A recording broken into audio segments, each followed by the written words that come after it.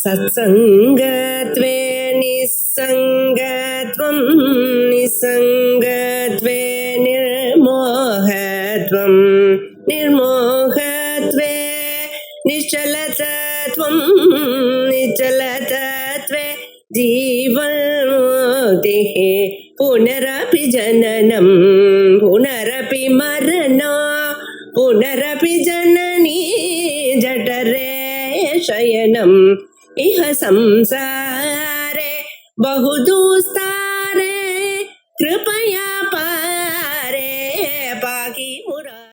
निस्तुतिः निर्नमस्कारः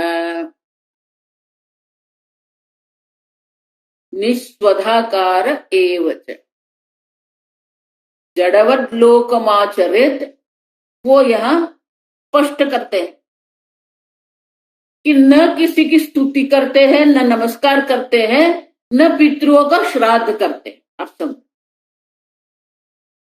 तो इनका अर्थ है कि सर्व कर्म परित्याग, मात्र पूजा पाठ का त्याग किया ऐसा नहीं है। आप समझो, भले निस्तुति निर्नमस्कार कहा गया है, लेकिन उनका अर्थ नहीं कि पूजा पाठ का त्याग कर दिया और बाकी सब करते रहते, नहीं। इसलिए शंकराचार्य जी कहते हैं सर्व कर्म वर्जित, किसी भी कर्म में किसी भी प्रकार का उनका कोई प्रयोजन नहीं है।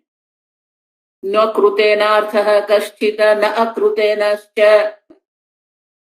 अब समझो, तीसरे अध्याय में भगवान कहते हैं तस्य कार्यम न विद्यते, उनके लिए कोई कार्य है ही नहीं। क्यों कार्य नहीं है? न कृतेन अर्थ, कर्म करने में भी उनको कोई प्रयोजन नहीं है, कर्म न करने में भी कोई प्रयोजन नहीं है। आप समझो, माने कि कर्म का कोई प्रयोजन उनके लिए है ही नहीं। पूजा पाठ नहीं करना ऐसा नहीं है, किसी भी कर्म में उनका कोई प्रयोजन नहीं है। कर्म का प्रयोजन कब है? अविद्या काम कर्म। आप समझो ठीक से, अविद्या है, अपने स्वरूप के अविद्या के कारण, विशेष ज्ञान के अभाव के कारण मन में क्या होता है?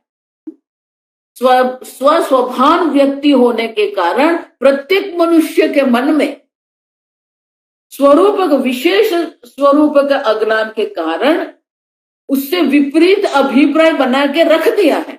मैं सत्स्वरूप हूं, उनका विपरीत हो गया मैं मर्त्य हूं। मैं चित स्वरूप हूं, उसका विपरीत हो गया मैं अज्ञानी हूं। मैं आनंद स्वरूप हूं, उसका विपरीत हो गया मैं दुखी हूं। अब अपने बारे में ही अभिप्राय बनाया, किसी ने कहा नहीं है आपको, आपने ही जो अभिप्राय बनाया है वही अभिप्राय आपके लिए ही स्वीकार्य नहीं। वेदांत नहीं कहते कि आप मोक्ष प्राप्त कर, आपको ही आपके बारे में जो अभिप्राय बना के रखे हैं वो अभिप्राय आपको ही स्वीकार्य नहीं, और इसीलिए उससे छूटने की इच्छा है। अविद्या काम, जब इच्छा है तो इच्छा की पूर्ति के लिए कर्म है। अविद्या काम कर्म, जब अपने आप को शांतम शिवम अद्वैतम प्रपंच उपशमः, इस प्रकार से जब अपने को जान लिया है, फिर कर्म का क्या प्रयोजन है? कोई इच्छा भी नहीं है। प्रजहाति यदा कामान सर्वान पार्थ मनोगे। आप समझ, न विद्या है तो अविद्या नहीं है, तो अविद्या के कार्य काम और कर्म भी नहीं है। आप समझो, जब तक अविद्या देवी बैठी है तब इच्छा है, और इच्छा है तो कर्म का प्रयोजन है। लेकिन यहां कर्म का कोई प्रयोजन ही नहीं है, और इसीलिए शंकराचार्य जी कहते हैं सर्व कर्म वर्जित त्यक्त सर्व बाह्य एषणः, क्योंकि सर्व बाह्य एषणा का त्याग हो गया। एषणा है, काम है, तो कर्म का प्रयोजन है। बाह्य एषणा, सर्व जिसने सर्व बाह्य एषणा का त्याग कर दिया है उनके लिए कोई कर्म का प्रयोजन नहीं है, और इसलिए सर्व कर्म का त्याग वहां पर। परमहंस परिव्राजकाचार्य। तो शंकराचार्य जी कहते हैं, ये गौड़पादाचार्य जी कहते हैं ऐसा नहीं है। अब समझो, एतम वैतमात्मानं विदित्वा इत्यादि श्रुतेः।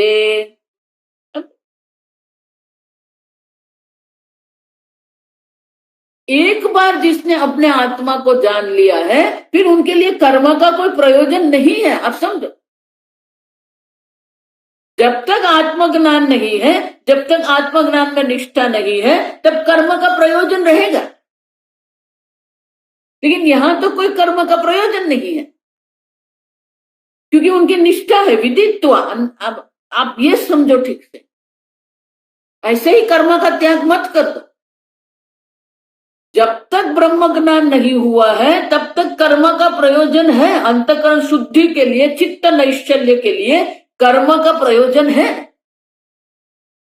विदित्वा, ब्रह्म ज्ञान के बाद ही ये सब है। यहां महत्व का क्या है? विदित्वा। उसी प्रकार से शंकराचार्य जी कहते हैं, तद्बुद्धयः तदात्मानः तन्निष्ठा तत्परायणाः।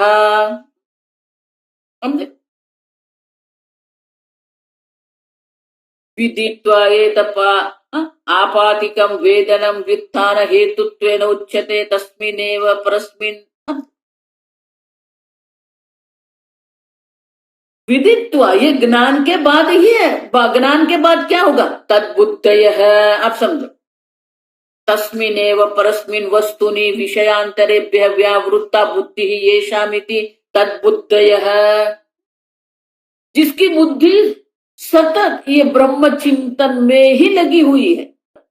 तस्मिन्नेव परस्मिन् वस्तुनि, उतना ही नहीं, विषयांतरेभ्यः व्यावृता, अन्य सर्व विषयों से जिसकी बुद्धि पुनः वापस आ गई है, व्यावृत्ता, निवृत्त हो गई है। आप सब तच्चिंतनम तत्कथनम, ब्रह्म चिंतन ही है अन्य सर्व विषय से जिसकी बुद्धि निवृत्त हो गई है। तद्बुद्धयः तदात्मानः तदेव परम वस्तु आत्मा निरुपचरितम स्वरूपम येषां ते तदात्मानः। जो निर्विशेष निर्विकारी आत्मा है, उसी को आत्मा मानते हैं। देहादि में किसी भी प्रकार से आत्मा बुद्धि नहीं है जिसकी। तदात्मानम, पर ब्रह्म में ही आत्म बुद्धि है। देहादि में जिसकी आत्म बुद्धि नहीं है।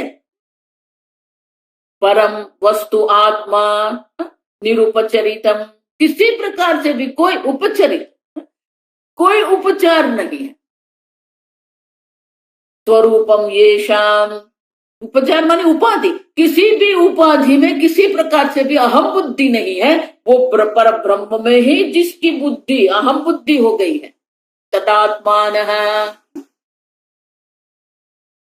तन्निष्ठा तस्मिन्नेव परस्मिन् आत्मनि निष्ठा निश्चयेन स्थितिः येषां ते तन्निष्ठाः।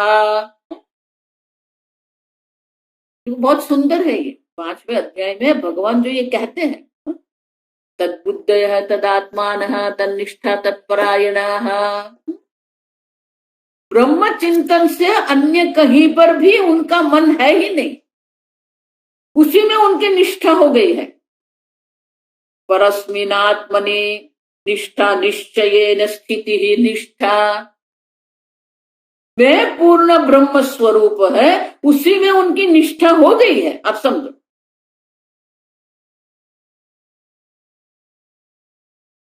तन्निष्ठा तत्परायणाः। उनके जीवन का लक्ष्य भी क्या है? वही है तत्चिंतनम तत्कथनम अन्योन्य तत्प्रबोधनम। अन्य किसी भी स्थान पर उनका कोई जीवन का लक्ष्य अन्य कुछ है ही नहीं। आप समझो, एक अद्वितीय ब्रह्म तत्व का चिंतन ही उनके जीवन का लक्ष्य है। तत्परायणाः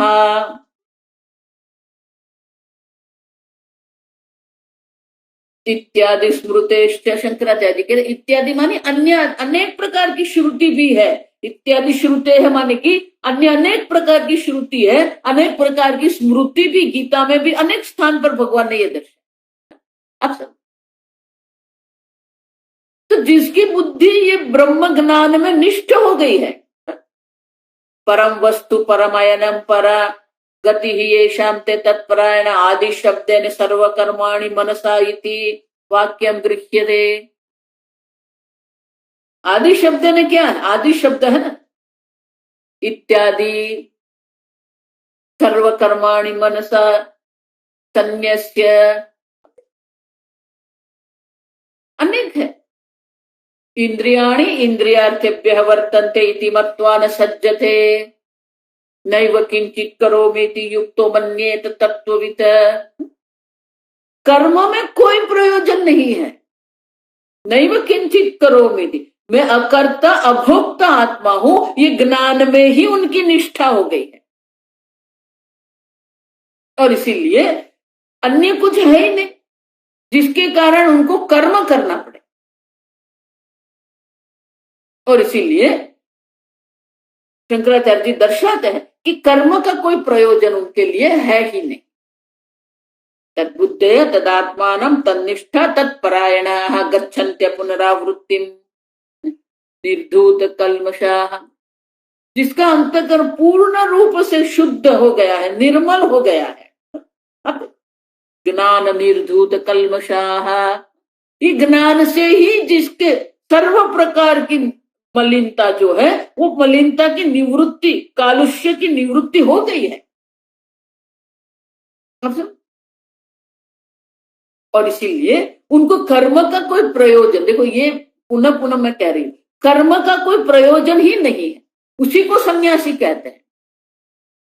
न भोग में कोई प्रयोजन है, न अन्य विषय में कोई प्रयोजन है, न कर्म में कोई प्रयोजन है।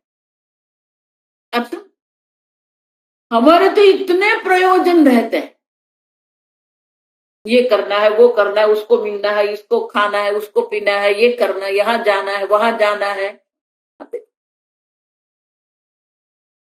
जीवन में कर्म या भोग के लिए कोई प्रयोजन नहीं। आप समझो, ये मन की स्थिति है। ऐसी मन की स्थिति जिसकी हुई है, उनके लिए ही निस्तुति ही, निर्नमस्कार है, निस्वदाकार है। अब सब वैदिक कर्म जो है, निस्वदाकार है, निर्नमस्कार है, निर्स्तुति है। अब पूजा आदि के प्रयोजन नहीं है उनके लिए। तस्य कार्यम न विद्यते। अब तो कर्म का प्रयोजन नहीं, तो सर्व कर्म का त्याग हो गया क्या? अगर सर्व कर्म का त्याग कर दिया, शरीर यात्रा पीछते न प्रसिद्ध, तो फिर ये उनका जो शरीर है, शरीर का संचालन कैसे होगा?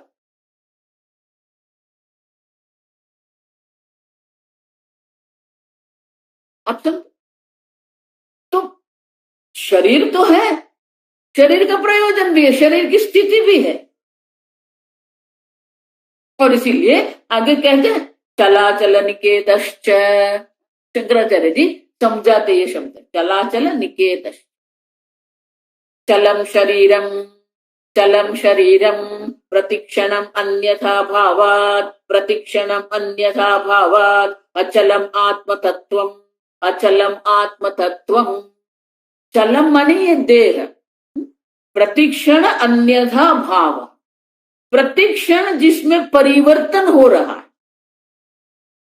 ऐसा मत मन अचानक एक दिन आप वृद्ध हो जाए, नहीं।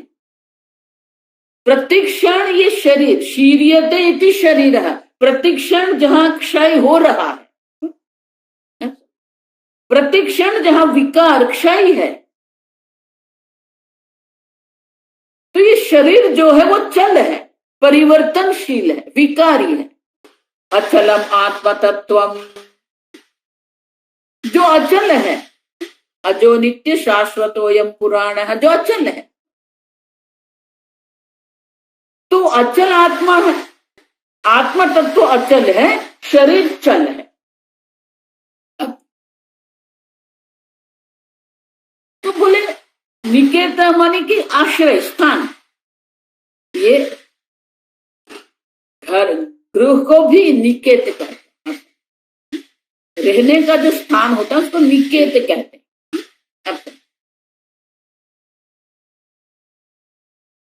तो कदा पुनः चल देह विदुषः निकेतः भवति, तो बोले कि ये आत्म तत्व है, उसका निकेत हो सकता है, उनका विश्राम स्थान हो सकता है, उनका गृह हो सकता है,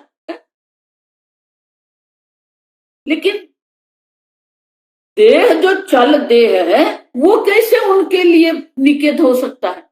जिसकी आप भी तो आपने बोला तदात्मान तन्निष्ठा तत्परायण, अब जिसकी निष्ठा ही आत्म तत्व में हो गई है उनके लिए चल देह जो है वो कैसे निकेत हो सकता है? अब समझे? तो उसके लिए शंकराचार्य जी आगे कहते हैं यदा कदाचित भोजनादि व्यवहार निमित्तम आकाशवत अचल रूपम आत्मतत्वम आत्मनः निकेतम आश्रयम आत्मस्थितिम विस्मृति अहमिति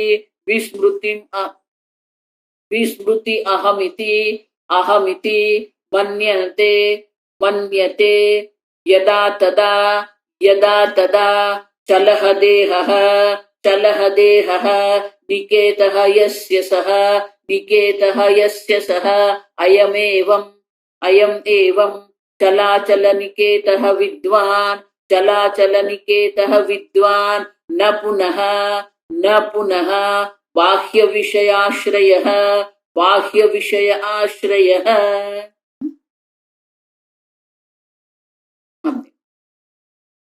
बोले चल देह उनका निकेत, उनका आश्रय कैसे हो सकता है?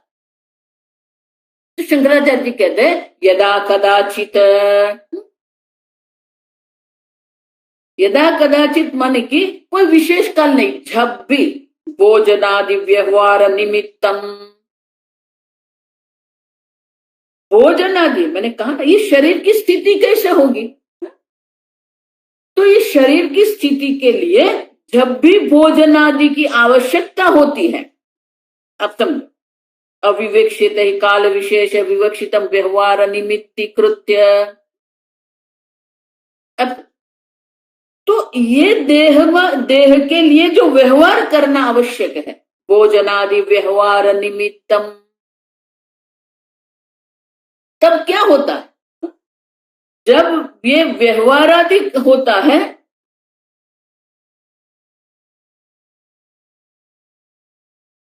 आकाशवत अचल रूपम आत्मतत्वम आत्मनः निकेतनम आश्रयम, जिसका आश्रय तो परब्रह्म मात्र ही है, आत्म तत्व ही है, जो अचल रूप आत्म तत्व है, लेकिन वो आत्मस्थिति जो है, आत्मस्थिति विस्मृति अहमिति मन्यते यदा, भोजनादि व्यवहार के लिए उस काल पर अपने आत्मस्थिति मुक्त विशेषणवती स्मृति अहंकार ममकार परवशः, ये देह में हूं, ये देह मेरा है, ये देह के संचालन के लिए भोजनादि की आवश्यकता है। अब देखो, तो जब ये व्यवहार की आवश्यकता पड़ती है तब क्या होता है? विवक्षितम व्यवहारम निमित्तीकृत्य, ये व्यवहार के निमित्त से ही आप समझो आत्मस्थिति मुक्त विशेषण वर्ती विस्मृति, तो बोले सही में विस्मृति हो जाती, विस्मृति सही में नहीं है कि भूल जाएगा मैं परब्रह्म, नहीं, विस्मृति माने कि उस समय देह के व्यवहार के लिए जैसे कि आत्मा को भूल गया और देह को ही आश्रय मान लिया, सही में नहीं होता है। अब समझो विस्मृति अहंकार ममकार परवशः यदा विद्वान अवतिष्ठते, तब वो देह को आश्रय मान के ये व्यवहार करते हैं। अब समझो अहंकार ममकार वहां होगा, स्वामी जी इसलिए कहते हैं कोई ऐसा नहीं कहने ब्रह्म ज्ञान हो गया मानी क्या है, आपकी वाणी में व्यवहार को ब्रह्म ज्ञान को लाने की आवश्यकता नहीं है। मैं तो ब्रह्म हूं, मैं देह नहीं हूं। तो अभी जब भोजन देह में जब क्षुधा हुई तो क्या बोलेगा, ऐसा बोलेगा मेरे देह को भोजन की आवश्यकता है, नहीं। अहंकार ममकार, मुझे भोजन की आवश्यकता, ऐसे अहम करेंगे वो। शरीर में अगर कुछ असुख है, कोई व्याधि है, तो ऐसा नहीं कहेंगे मेरे देह में रोग लगा है, नहीं। मुझे बुखार आया है, मुझे कुछ दवा की आवश्यकता है, अब देखो तो देह में ममकार करके बोल रहे हैं ना, मेरे देह में पीड़ा हो रही है। अब तो व्यवहार काल में ब्रह्म ज्ञान को लाने की आवश्यकता नहीं है। आप समझो, इस देह को मुंबई जाना है, इस देह को किसी को मुंबई नहीं जाना, ऐसे भी लोग हैं। अब समझो, तो उस प्रकार से व्यवहार करने की आवश्यकता नहीं है। और इसलिए आनंदगिरी महाराज कहते हैं विस्मृति मानी क्या है, सही में विस्मृति नहीं है, लेकिन वो ऐसे व्यवहार कर रहा है जैसे कि उनकी आत्मस्थिति की विस्मृति हो गई हो, ऐसा हमें लगता है।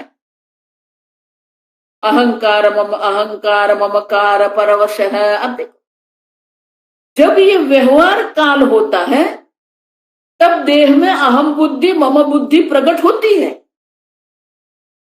तो व्यवहारिक दृष्टि से वो प्रकट हो रही है, वास्तविक रीत नहीं है। जब वो व्यवहार काल में इस प्रकार से जब व्यवहार होता है तब क्या होता है, चलह देह निकेत यस्य, ये चल देह जो है उनके लिए निकेत बन जाता है। अब सब देह उनके लिए आश्रय बन जाता है, व्यवहार काल में देह आश्रय बनता है। लेकिन उनका अर्थ ये नहीं है कि सही में उसको आत्मा तत्व का परब्रह्म की विस्मृति हो गई। विस्मृति माने कि तत्काल के लिए वो इसका व्यवहार ऐसा होगा।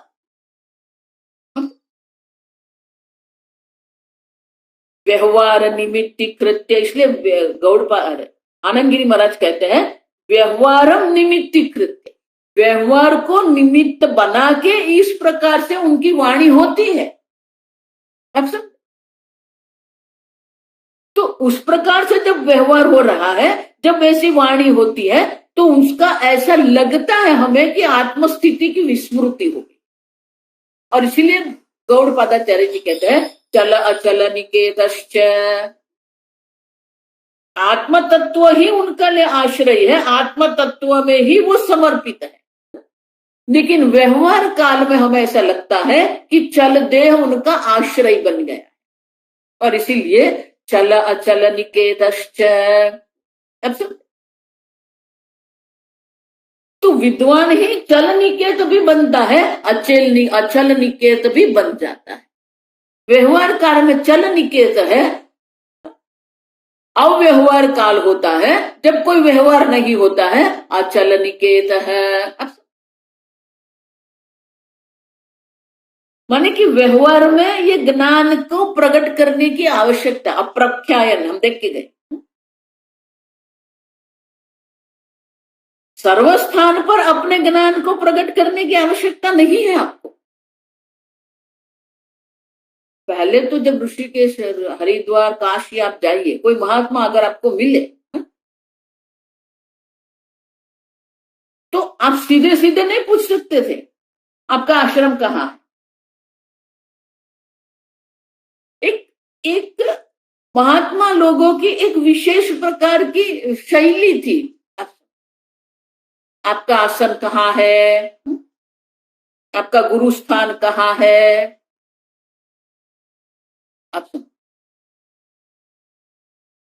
तो एक शैली है, लेकिन उससे ही कोई ब्रह्म ज्ञानी सिद्ध नहीं होता है। मात्र देह की स्थिति के लिए ही ये व्यवहार होता है। शारीरम केवलम कर्म कुर्वन्नाप्नो न किल्बिषम्। कल मैंने कहा ना कि प्रारब्ध निश्चित करता है कि प्रवृत्ति परायण जीवन होगा कि निवृत्ति परायण जीवन।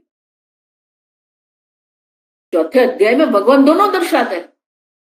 कर्मण्य भी प्रवृत्तोपि नैव किंचित करोति सह। कर्म में प्रवृत्त, अनेक प्रकार के कर्म में वो प्रवृत्त होते हुए भी स्वयं में कोई कर्म नहीं कर, माने ये प्रवृत्ति परायण जीवन, लोक कल्याण के लिए वो प्रवृत्ति कर रहे हैं। जिसके प्रारब्ध निवृत्ति है वो क्या है? शारीरम केवलम कर्म कुर्वन्नाप्नोति किल्बिषम। अपने शरीर की स्थिति के लिए जितने कर्म की आवश्यकता है उतने कर्म ही वो करते हैं, उससे अधिक वो कुछ नहीं करते। माने कि वो समाज के लिए कुछ नहीं करते हैं। तो क्या समाज के लिए अगर आप कुछ नहीं करेंगे, लोक कल्याण का कार्य आप नहीं करेंगे, तो क्या उनको दोष लगेगा? नहीं, किल्बिषमाप्नोति, वो स्वार्थी नहीं है। तो दोनों प्रकार की जीवन शैली संभव है। प्रारब्ध निश्चित करते हैं कि ये महात्मा की जीवन शैली किस प्रकार की हो। देखो, इसीलिए मैं कहती हूं, आश्रम से, महात्मा की जीवन शैली से आप उनको ब्रह्मनिष्ठ नहीं कह सकते, क्योंकि प्रारब्ध का निर्णय होता है। अगर कोई अत्यंत प्रवृत्तिमय है, उनका अर्थ नहीं होगा ये तो सब कर्म में पड़े हो, संसारी लोग हैं, ये तो संसारी बाबा नहीं। उनका प्रारब्ध ऐसा है कि उसी प्रकार से जीवन शैली वो जी रहे हैं। किसी के प्रारब्ध में निवृत्ति हो तो वो निवृत्ति होकर बैठते। जीवन शैली से किसी को भी हम ब्रह्मज्ञानी नहीं है ऐसा नहीं कह सकते। इसलिए भगवान बहुत सारे ऐसे श्लोक कहते हैं, पश्यन् शृण्वन् स्पृशन् जिघ्रन् अश्नन् गच्छन् स्वपन् श्वसन् इंद्रियाणि इन्द्रियार्थे प्रवर्तन्ते इति मत्वा न सज्जते। सर्व प्रकार की प्रवृत्ति हो रही है। 5 इंद्रियों के द्वारा 5 विषय भी ग्रहण हो रहे हैं, 5 कर्मेंद्रिय द्वारा कर्म भी हो रहे हैं। पूरी लिस्ट भगवान ने यहां दर्शाई। लेकिन वो जानते हैं इंद्रिय ही इंद्रिय के विषय में जा रहे हैं, मैं कुछ करता नहीं, नैव किंचित करोमि।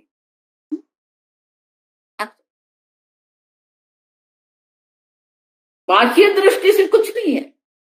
यति ही चलाचल निकेतः यति, यति है, सन्यासी है। यति माने सन्यासी, आप समझो। विद्वान न पुनः बाह्य विषय आश्रय है, बाह्य विषय का उनको कोई आश्रय नहीं है। आप भले शरीर के स्थिति के निमित्त से वो व्यवहार करेंगे, ऐसा लगेगा कि देह में अहंता ममता है, लेकिन बाह्य विषय का कोई आश्रय नहीं। आप समझ क्यों? स्वभावतः तु अचलम आत्मस्वरूपमेव अस्य निकेतनम, क्योंकि स्वरूप आत्मा का स्वरूप में स्थिति जो है वही उनका निकेत है। आप समझो, चलम पुनः शरीरम उपदर्शितम विस्मरण द्वारेण निगमयति। आत्म तत्व में ही उनकी स्थिति हो गई है, लेकिन शरीर के व्यवहार की दृष्टि से, शरीर के व्यवहार की दृष्टि से हमें ऐसा लग रहा है कि उनको विस्मरण हो गया है, लेकिन वहां अज्ञानी नहीं है वो। इसीलिए क्या कहे, न पुनः बाह्य विषयाश्रय अविदुषः विशेषार्थम व्याव्यर्थम कीर्तयति, न पुनः विषय आश्रय है। बाह्य विषय में कोई आश्रय उनका नहीं है। और इसीलिए जिस प्रकार से अज्ञानी जन देह के लिए प्रवृत्ति करते हैं, उसी प्रकार से वो नहीं कर रहे हैं।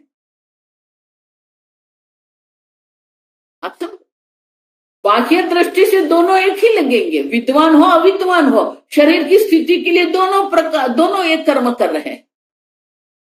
लेकिन बाह्य विषय के आश्रित होके अज्ञानी जन ये प्रवृत्ति करते हैं, और विद्वान जन बाह्य विषय के आश्रय से ये प्रवृत्ति नहीं करते, क्योंकि उनको बाह्य विषय के भोग में कोई प्रयोजन नहीं। अपूर्यमाणम अचल प्रतिष्ठा, जब अपनी पूर्णता में ही अचल प्रतिष्ठा जिसकी हो गई है, उनको फिर किस भोग के लिए, किस भोग का प्रयोजन उनके जीवन में है, या किस कर्म का प्रयोजन उनके जीवन में। बाह्य विषय का आश्रय है तो कर्म में भी प्रयोजन है, भोग में भी प्रयोजन है, लेकिन बाह्य विषय का आश्रय है ही नहीं, मानी कर्म में भी कोई प्रयोजन नहीं है, भोग में भी कोई प्रयोजन नहीं, सर्व कर्म उनके लिए निष्प्रयोजन है।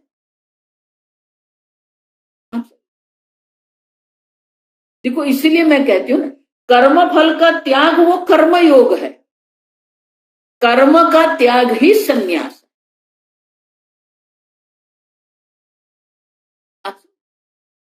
कर्म में आपको प्रयोजन नहीं, अकृत कृत्य, आप समझ, वही कहते हैं मांडुक्य मुंडक उपनिषद में, परीक्ष लोकान कर्मचितान ब्राह्मण निर्वेदमायात।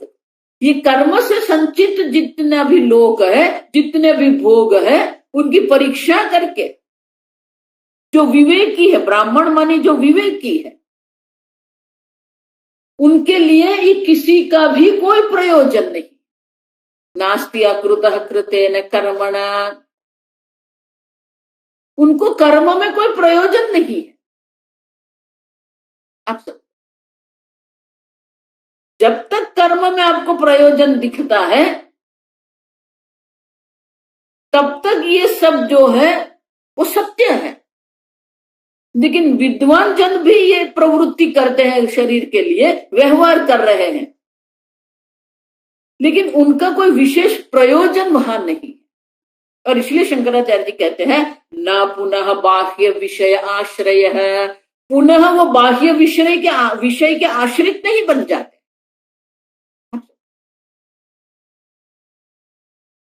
देखो, इसीलिए विद्वान और अविद्वान किसको कहेंगे आप?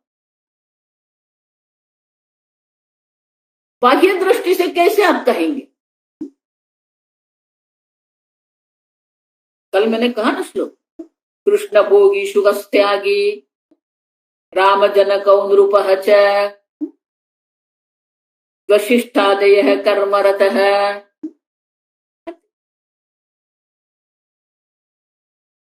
अनेक प्रकार की जीवन शैली संभव। ज्ञाने तु सर्वे समानाः, पंचदशी में सब चर्चा। उनकी जो आत्मस्थिति है, तद्बुद्धय तदात्मानः तन्निष्ठा तत्परायण, यस्तु आत्मरतिरेव स्यात् आत्मतृप्तश्च मानवः आत्मन्येव च संतुष्ट। आत्मा पर ब्रह्म स्वरूप है, इससे उनकी दृष्टि कभी भी नहीं हटती। कर्म करते हुए भी वही दृष्टि है, कर्म न करते हुए भी वही ब्रह्म दृष्टि। और इसलिए शंकराचार्य जी कहते हैं, ना पुनः अविदुषाम, अविदुषों के लिए, अज्ञानियों के लिए जिस प्रकार से ये कर्म और भोग में प्रयोजन है, ऐसा कोई बाह्य विषय का आश्रय विद्वान जन के लिए नहीं है।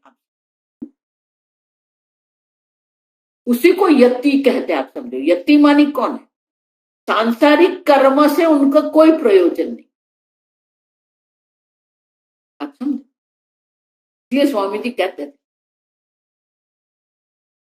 कि भोग से वैराग्य नहीं, मात्र भोग से वैराग्य होना ही वैराग्य नहीं है, कर्म से भी वैराग्य होना चाहिए। एक शास्त्रोक्त जो वैराग्य की जो व्याख्या, वो क्या है? यह अमूत्र फल भोग विराग है, इस लोक के परलोक के सर्व प्रकार के भोग के प्रति उनके मन में वैराग्य, ये व्याख्या। भगवान दूसरी व्याख्या क्या करते हैं? ज्ञेयत्तु नित्य सन्यासी यो न द्वेष्टि न कांक्षति, अपने ही राग द्वेष के प्रत्यय उनको सन्यास, वैराग्य। अपने राग द्वेष के प्रति हमें वैराग्य होता है कि नहीं? जो न द्वेष्टि न कांक्ष, राग भी नहीं है, द्वेष भी नहीं है।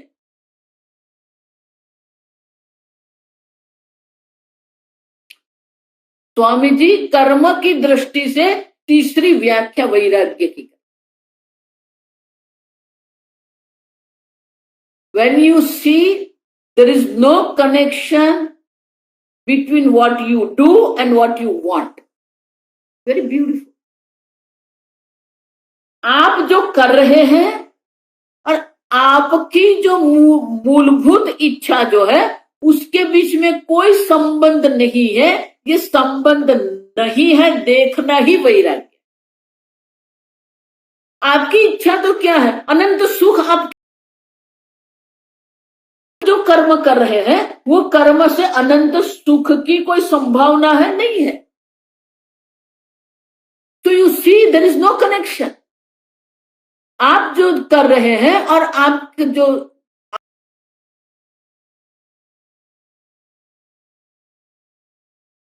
देखना ही वैराग्य। कर्म से कोई प्रयोजन नहीं। आप समझो ये। लेकिन हमें कर्म से सब प्रयोजन है। ये करना है, वो करना है, यहां जाना है, वहां जाना है। अब बाह्य विषय आश्रय माने कि मात्र भोग की दृष्टि से नहीं है, कर्म की दृष्टि से भी हमें देखना है कि उनको कर्म में भी कोई प्रयोजन नहीं। न कृते न अर्थ है। अब कर्म में कोई प्रयोजन नहीं, न अकृत्य। कर्म न करने में भी कोई प्रयोजन नहीं। आप समझो, कर्म करने में भी प्रयोजन नहीं है, कर्म न करने में भी उसको कोई प्रयोजन। आप उसी को तो विद्वान कहेंगे, वो वैराग्य है। आप समझो, देखो इसीलिए जिस प्रकार की जीवन शैली हम जी रहे हैं उनके प्रति ही हमारे मन में वैराग्य हो।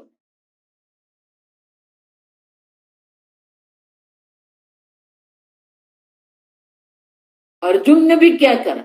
वही कि आप समझो कि क्वेश्चन हिमसेल्फ।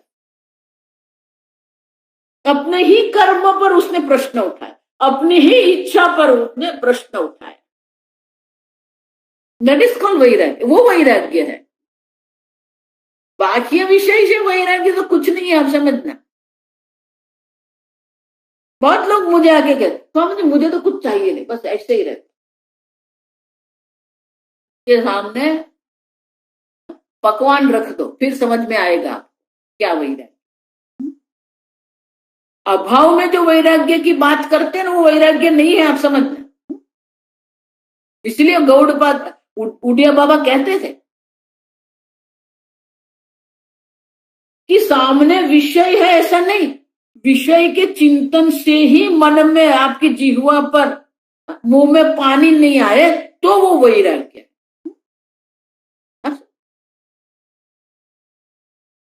क्योंकि भोग में कोई प्रयोजन नहीं है। भोग से जो सुख मिल रहा है वो तो अनित्य है। तो जिसने नित्य अनित्य का विवेक करके रखा है उनके लिए अनित्य विषय में कोई प्रयोजन नहीं रहता। जिसको मोक्ष की प्राप्ति करनी है उनके लिए कर्म में भी कोई प्रयोजन नहीं है, क्योंकि कर्म से मोक्ष की प्राप्ति होने वाली ही नहीं है। अच्छा, तो देखो उपदेश आरंभ में भी वही है, सीधे सीधे रमण महर्षि जी ये कर्म पर ही प्रहार करते। कर्म किम परम कर्म तज्जड़म। कर्म तो जड़ है, अनित्य है। उसको आपको कभी भी नित्य आनंद की प्राप्ति, परमानंद की प्राप्ति संभव ही नहीं है। और इसलिए शंकराचार्य जी कहते हैं बाह्य दृष्टि से, व्यवहार दृष्टि से हमें ऐसा लगेगा कि वो चल देह में आश्रित है, आंतरिक रूप से क्या है, न बाह्य विषय आश्रय है। अब तो कोई कर्म में देखो, इसीलिए मैं कहती हूं कि 10 मिनट बैठ जाइए, कुछ मत करो। अब देखिए, बिना कर्म के भी आप रह सकते हो, लेकिन जन्म जन्मांतर से हमें अनेक कर्म करने की आदत बन गई। नहीं कश्चित् क्षणमपि जातु तिष्ठति अकर्म कृत। एक क्षण भी हम कर्म किए बिना रह ही नहीं सकते।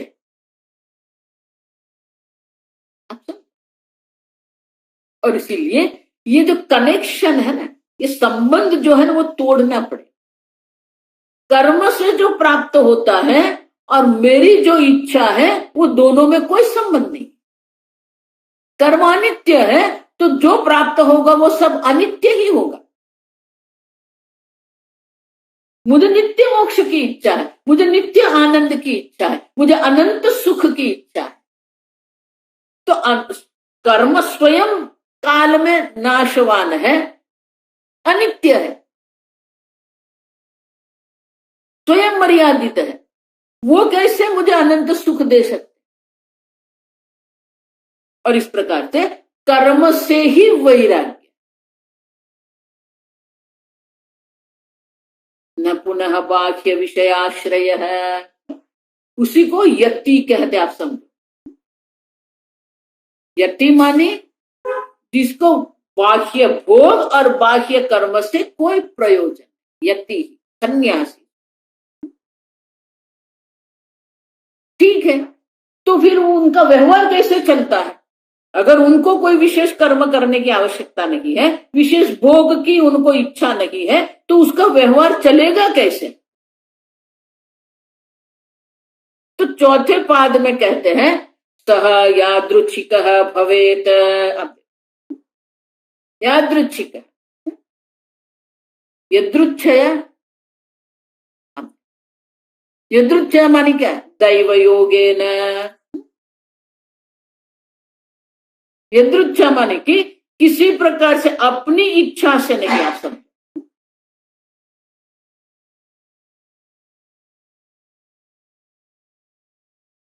शंकराचार्य जी दर्शन भाष्य, सहच सहच यादृच्छिक इच्छिको भवेत, यादृच्छिको भवेत, यदृच्छा यदृच्छा प्राप्त प्राप्त कौपिनाच्छादन कौपिन आच्छादन ग्रासमात्र ग्रासमात्र देह स्थिति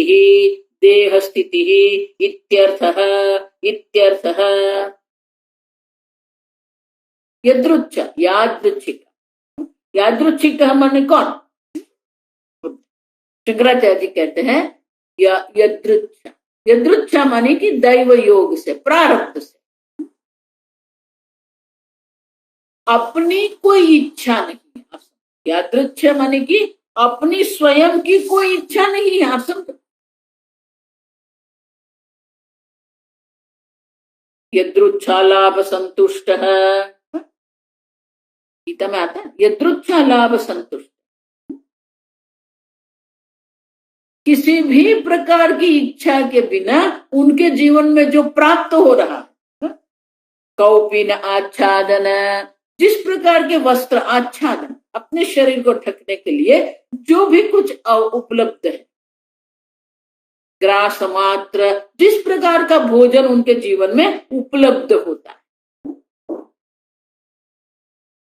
देह स्थिति ही इत्यर्थः, उसी से अपने देह की वो स्थिति करते हैं। जो भोजन उपलब्ध होता है वही भोजन रहता है। एक शब्द में कहे तो अनायास है। अनायास माने कि प्रारब्ध से जो अपने अपने ओर से कोई विशेष प्रयत्न की अपेक्षा।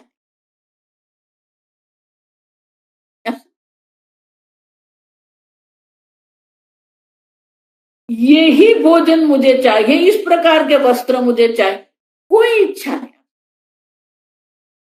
अनायास प्रारब्ध से जो प्राप्त होता है उसी में यदृच्छा लाभ संतुष्ट है। जो भी लाभ होता है, जो भी प्राप्त होता है, ईश्वर दैव योग से जो भी प्राप्त होता है उसी में उनके मन संतुष्ट है। और उसी को क्या कहते हैं? यादृच्छिक भवेत, गौड़पादाचार्य कहते हैं इस प्रकार से आप बन जाए, यादृच्छिक बन जाए, माने कि प्रारब्ध से जो उपलब्ध हो रहा है उसी में संतुष्ट होकर आप जीवन व्यतीत। देखो सीधी बात है, कितने भी भोग करो कोई संतोष मिलने वाला नहीं है, आप समझो ये ठीक। क्योंकि ये काम जो है दो प्रकार से ये इच्छा काम करती है। अगर इच्छा की पूर्ति हो गई तो लोभ लगेगा, लोभ मानी पुनः पुनः वो करने की इच्छा होगी, वो भोग की इच्छा। अगर काम प्रतिबंधक हो गया, प्रतिबंध हो गया, काम की पूर्ति नहीं हुई तो क्रोध आएगा। दोनों ओर से ही बंधन है, आप समझो। काम की पूर्ति में भी बंधन है, काम की पूर्ति नहीं है तो भी बंधन है।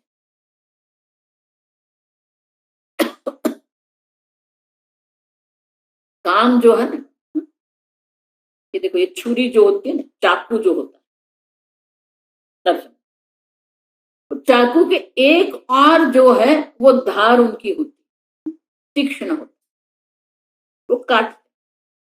दूसरी ओर जो होती है वो इतनी तीक्ष्ण नहीं।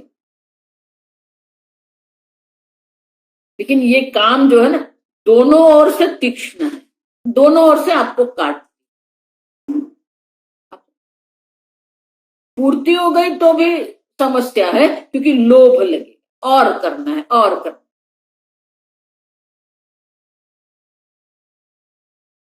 तो लोभ से भी क्या होता है? मनुस्मृति कहते हैं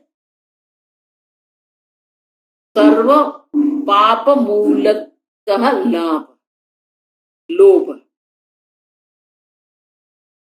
क्यों? क्योंकि एक बार मन में हो गया ये बहुत अच्छा है, मुझे और चाहिए और चाहिए, और कभी अगर उपलब्ध नहीं होगा तो अधर्म भी हम करेंगे। समझ? लोभ भी आपके पास अधर्म करवा सकते। धर्म से नहीं प्राप्त हुआ तो अधर्म से भी करें। पाप मूल है, पाप का मूल है ये लोभ।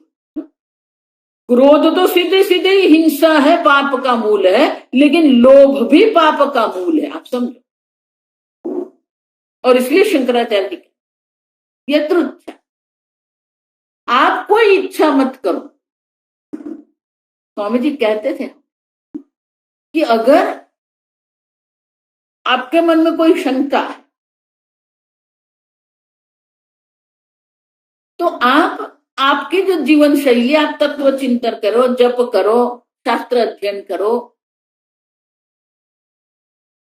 आप अपना जीवन व्यतीत करो। आप वृक्ष के नीचे जाके बैठे, कोई ना कोई आके आपको भोजन देगा। आपके प्रारब्ध में है तो अवश्य आपको प्राप्त। लेकिन अगर आप मांगते रहेंगे और आपके प्रारब्ध में नहीं है तो कितना भी आप मांगेंगे नहीं मिलेगा।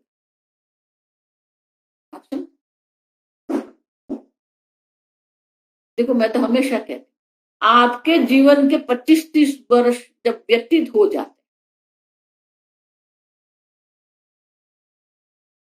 दो बात स्पष्ट हो जाती है हमारे। एक, हम यहां लेने आए हैं या देने आए हैं। अच्छा, अगर आप देने आए हैं तो लोग आपसे अपेक्षा करते रहेंगे और आप देते रहेंगे, देते रहो। कई लोग का जीवन ऐसा होता है वो लेते रहते हैं,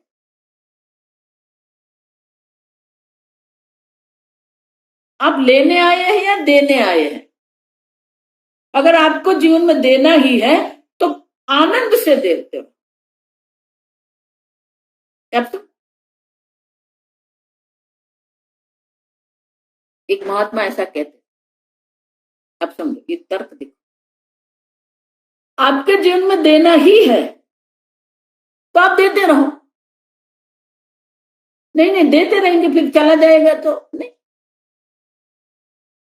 देना ही आपका जीवन है तो आप देते रहेंगे। और आपको देते रहने के लिए प्रारब्ध को वो लाना पड़ेगा, तभी तो आप देंगे ना। आपके पास होगा तो आप देंगे ना। इसका अर्थ क्या हुआ? आपने दे दिया, प्रारब्ध वो लाके देंगे आपको। क्यों? क्योंकि आपको देना है। समझ रहे? अब देते रहो, समाप्त हो गया, कोई बात नहीं है। प्रारब्ध आपको लाके रखेंगे क्योंकि वो आपका प्रारब्ध है देना। अब देंगे कब? आपके पास होगा तो आप देंगे ना।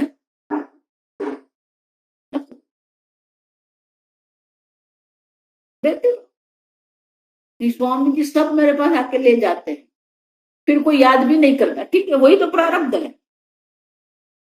लोग लेते हैं आपके पास,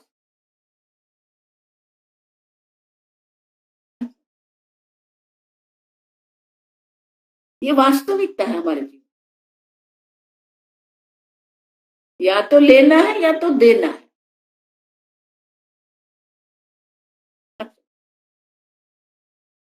अगर लेना नहीं है और अगर आप लेंगे तो वो चला जाएगा। समझ रहे? आपके जीवन में वो रहेगा नहीं क्योंकि आपको लेना है ही नहीं। फिर भी आप ले रहे हैं तो वो आपके जीवन से चला जाए।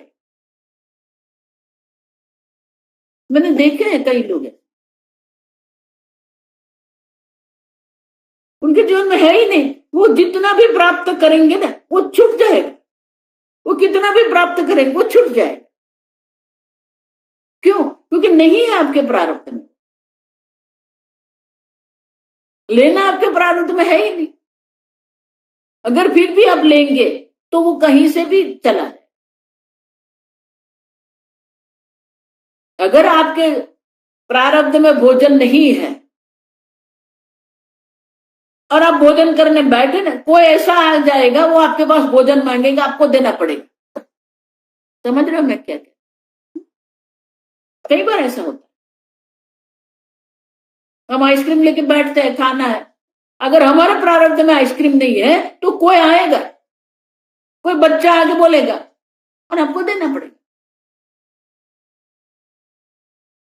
तो लेना है या देना, ये दो ही है। करते हो, ये वास्तविकता हमारी। और इसीलिए ज्ञानी और अज्ञानी में ये दोनों व्यवहार समान है, लेकिन ज्ञानी की विशेषता क्या है? ना पुनः बाह्य विषय आश्रय है।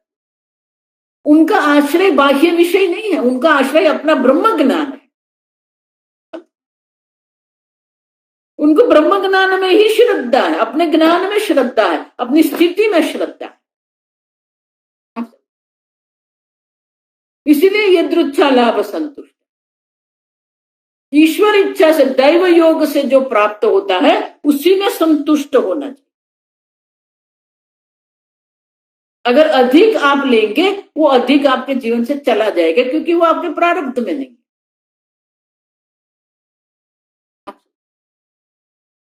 और इसीलिए गौड़पादाचार्य जी कहते हैं यादृच्छिक प्रारब्धाय समर्पितम स्वभाव। आपका प्रारब्ध, आपका जीवन आपके प्रारब्ध को आप समर्पित कर। प्रारब्ध से आपके सामने जो आ रहा है उसी का स्वीकार करो, अस्वीकार मत करो। नहीं ऐसा क्यों है, नहीं मुझे ऐसा नहीं, ऐसा नहीं, डोंट डू इट।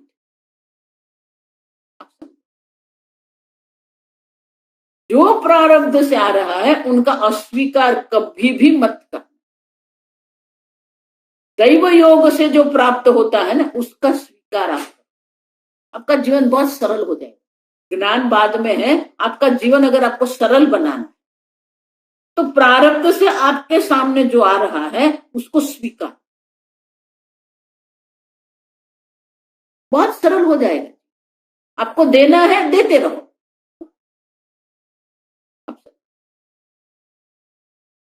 आप दे रहे हैं क्योंकि पूर्व जन्म में ये सबके पास आपने लिया है और इसलिए आप दे रहे हैं। ऐसे में कुछ नहीं, मुक्त हो जाइए, ऋण से मुक्त हो जाए। दैव ऋण है, ऋषि ऋण है, ये सब ऋण से मुक्त हो जाए, तभी तो ब्रह्म ज्ञान होगा ना। ये सब प्रकार के ऋण से जब तक आप मुक्त नहीं होते, ब्रह्म ज्ञान की कोई संभावना नहीं। और इसीलिए गौड़पादाचार्य जी कहते हैं यादृच्छिक भवे, यति जो है ब्रह्म ज्ञानी विद्वान है उसे यादृच्छिक बनना